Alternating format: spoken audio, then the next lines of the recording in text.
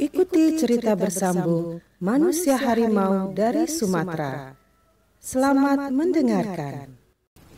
Aku cuma ingin supaya betapa dan apapun kekuatan gaibnya, dia tidak bisa mempengaruhi aku, Angku. Tidak ada niat untuk menyakiti, apalagi membutakan dia. Sultan Tabiang Jurang senang mendengar dan permisi kembali ke seberang. Cicit dan cucunya melepas kekeraibannya dengan linangan air mata.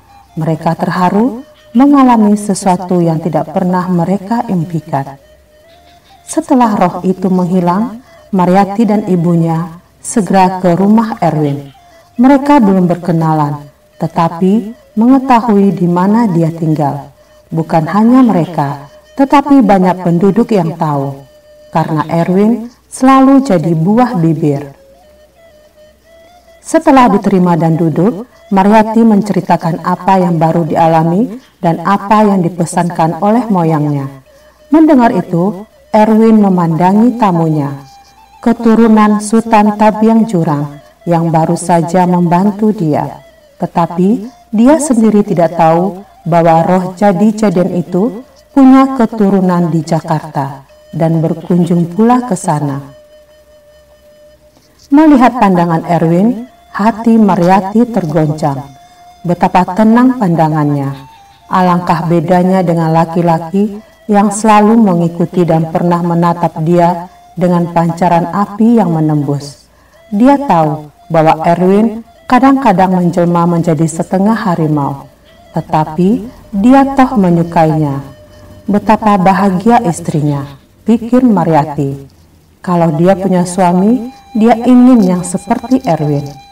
Kalaulah Erwin ini masih bujangan, kalau dia tidak mengejar, maka dialah yang akan menguber-nguber Erwin. Tidak perlu malu, ada wanita-wanita yang berdaya upaya merebut hati pria yang berkenan di hatinya.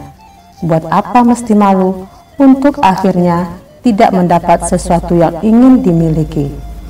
Terpikir pada saat itu, bagaimana dia akan senang kalau menjadi istri Erwin. Tetapi jangan dimadu, itu dia tidak mau. Lalu dia memandang Indah yang turut duduk dan berbincang bersama. Sirik timbul di hati Mariati. Indah bukan keturunan harimau atau jadi-jadian. Kenapa mesti dia yang berbahagia memiliki Erwin? Mulanya Indah tidak tahu kalau dia dipandangi dan dinilai. Tetapi suatu saat dia bertemu pandang dengan Mariati dan dia tersenyum. Dibalas dengan senyum oleh Mariati, tetapi senyum itu senyum buatan, bukan suatu senyum ikhlas. Mariati lalu berpikir apa yang sebaiknya dilakukan untuk merebut Erwin. Menurut keyakinannya, dia lebih cantik dari Indah, dan pandangan Erwin yang lembut juga memberi harapan kepadanya bahwa laki-laki itu tidak akan menolak kasihnya. Mendadak terdengar lagi petir menggeledek. Untuk kedua kali hari itu, Mariati memandang ibunya, Indah memandang Erwin. Bagi mereka, sesuatu yang aneh selalu jadi pikiran, karena kehidupan mereka mempunyai kelainan daripada manusia lain. Akan ada apa, Tanya Indah kepada suaminya. Ah, tak apa-apa. Mungkin ada setan bersembunyi di dekat-dekat sini, jawab Erwin. Sebab geledek itu terdengar dekat sekali. Tiba-tiba tubuh Mariati tergoncang-goncang tanpa ada yang menggoncang. Tetapi Mariati melihatnya, dan yang dilihatnya tak lain daripada moyangnya yang tadi baru mengunjunginya dan berjanji akan memberi jimat penjaga diri. Roh berwujud manusia itu berkata, "Kau tak beriman, padahal kau taat mengerjakan suran Allah. Jangan kau kira sembahyang saja sudah cukup bagi seorang Islam. Ketulusan dan kebersihan hati termasuk yang paling utama. Sudah kukatakan jangan jatuh hati pada Erwin. Mendengar ini, Marieti merasa malu sekali. Moyangnya bicara biasa, tidak berbisik. Terbukalah rahasianya bagi semua yang hadir. Dia memandang Erwin, kemudian Indah. Tetapi heran, mereka hanya melihatnya dengan rasa tak mengerti. Dan Marieti tidak perlu terlalu malu kalau dia mengetahui bahwa segala apa yang dikatakan moyangnya hanya teruntuk bagi dirinya. Hanya dia yang mendengar. Itulah kegaiban di dalam hidup yang aneh.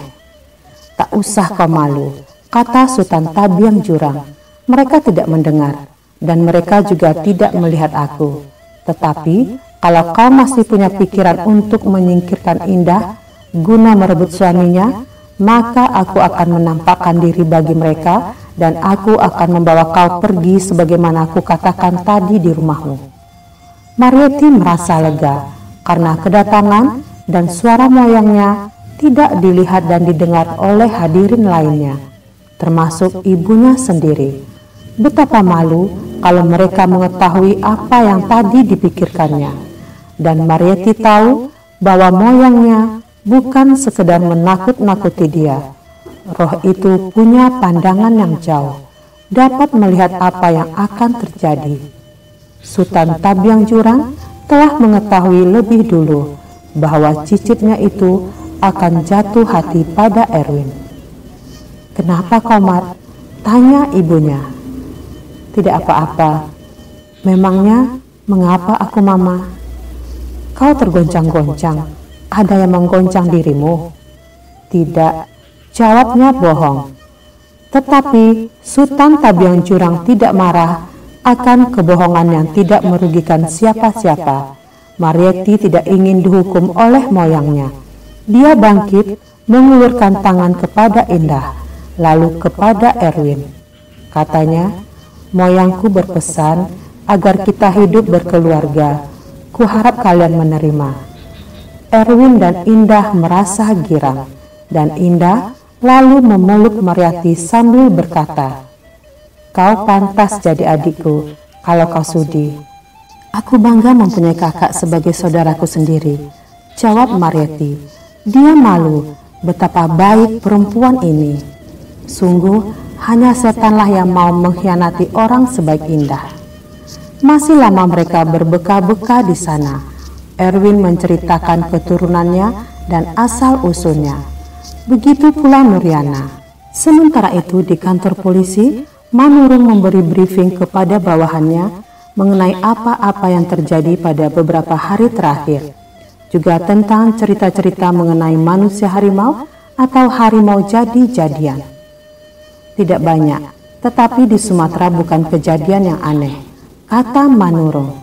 Wagiman menceritakan tentang kepercayaan dan kejadian-kejadian yang hampir sama di beberapa daerah di Jawa, seperti di Banten, Cirebon, dan Ponorogo. Memang aneh kalau seorang perwira polisi memberi ceramah mengenai keajaiban dan kegaiban, tetapi semua mereka telah mendengar bahkan melihat apa yang terjadi. Endang disuruh menceritakan kembali apa yang dilihatnya menjelang Miran digigit oleh harimau sehingga menjadi gila. Bagaimana orang tidak takut kalau harimau hampir sebesar lembu muda bisa lewat tanpa kelihatan, bisa menggigit, membuat orang jadi gila. Mengingat itu semua, yang mendengar kisah Manurung dan Endang jadi merasa seram. Bulu roma berdiri. Kata orang, kalau bulu roma berdiri, ada sesuatu makhluk halus di dekat kita. Dan oleh kepercayaan itu, beberapa orang penegak hukum memandang ke sekitarnya. Manurung sendiri merasa bahwa ada sesuatu di sekitar mereka. Lalu terdengarlah suara itu. "Aku ada bersama kalian. Namaku Sultan Tabiang Jurang. Nasib menentukan aku jadi harimau jadi-jadian. Aku sudah lama meninggalkan dunia, tempat kalian melakukan segala perbuatan, yang jahat dan yang baik.